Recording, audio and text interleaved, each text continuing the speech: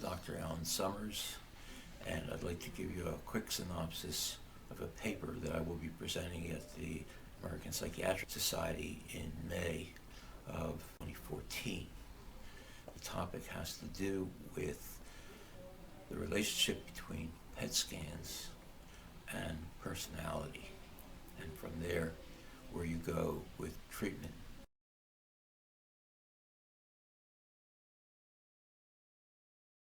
Psychiatry is starting a new age with the advent of the PET scan. PET scan shows which areas of the brain are active, metabolizing glucose, and on the PET scan those areas light up. What is amazing is that we can see areas in the memory bank, in the hippocampus, which is the memory area of people, women who have been sexually abused and traumatized early in life. There's a very hot area in that hippocampal area, the memory bank, showing that there's scar tissue and active brain tissue easily energized and giving off tremendous impulses. The hippocampus sits next to the limbic system, which is the emotional system of the entire brain. So if something is triggered in the hippocampus, it's going to have a huge emotional impact in the brain. So we can understand now how people who have been sexually abused or badly traumatized for other reasons are going to, from time to time, have extremely powerful emotional responses to relatively mild triggers. Obviously, this is going to be a problem, is panic attacks. Somebody will have a memory, let's say, of a funeral they attended as a young child after a death, and that memory will be triggered by going into a flower store, and the person will have a blast of energy from the funeral at 8 years old, not understanding where the emotion is coming from, not realizing they're having a flashback. They'll have a panic attack because they feel totally out of control. So these hotspots can be very problematic for people because panic attacks. And the brain working around this has put an area around that hotspot of cold tissue, an encasement of inactive brain tissue, to basically protect that hotspot from getting triggered too often and too readily. All right, so we have the hippocampus, where the memory is, sitting next to the limbic system where the emotions go, but the memory of the trauma is encased in a region of dead tissue to protect the hotspot from getting triggered from other impulses coming in. So we can see personality changes because of this dead area around the hotspot. And what we see is if you ask a person to start to talk about the trauma that they had, what we see is they change the subject. They will not stay on that subject.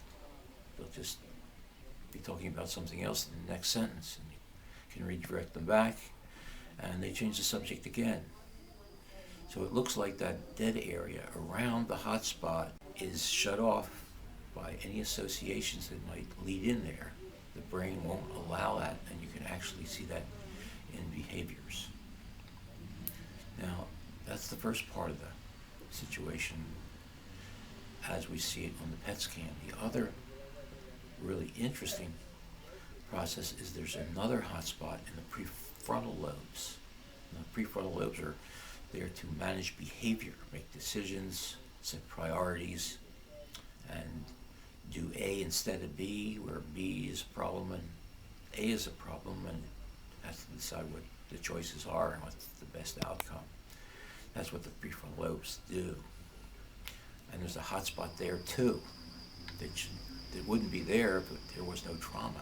So this is what we believe is people that have had traumas not only have panic attacks, but very frequently have rage attacks. And the rage attack serves the purpose of changing the focus of whatever the trigger was into basically a confrontation. So someone triggers the abuse sensitive area, and the person responds, instead of having a panic attack, they respond by having a rage attack. So the rage attack is a defense mechanism. So it's either fight or flight. If it's the flight response, they have a panic attack. If it's a fight response, it's a rage attack. And that's coming from the frontal lobe now, prefrontal lobe. Now, people that have rage attacks also have another problem. They're damaging relationships, they're relapsing on drugs, doing other things that they shouldn't be doing. It's another set of problems.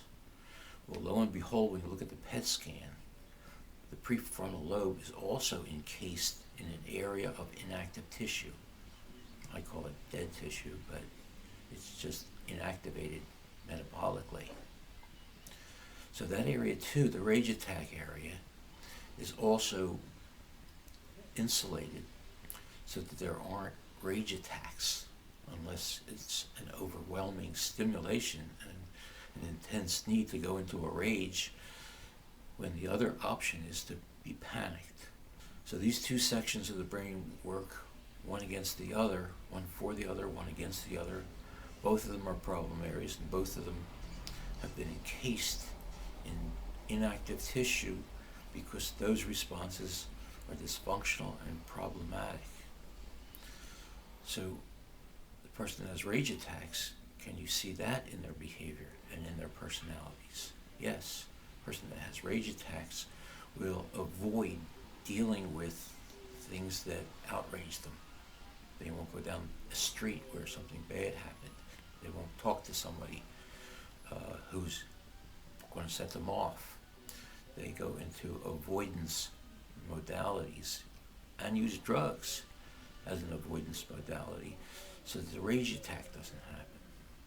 You can see both sides of the protective encasement, dead tissue, working when you talk to a person, when you see their personality, how they respond to stress, where their conversation flows. You can literally read the PET scan coming out of that person's brain.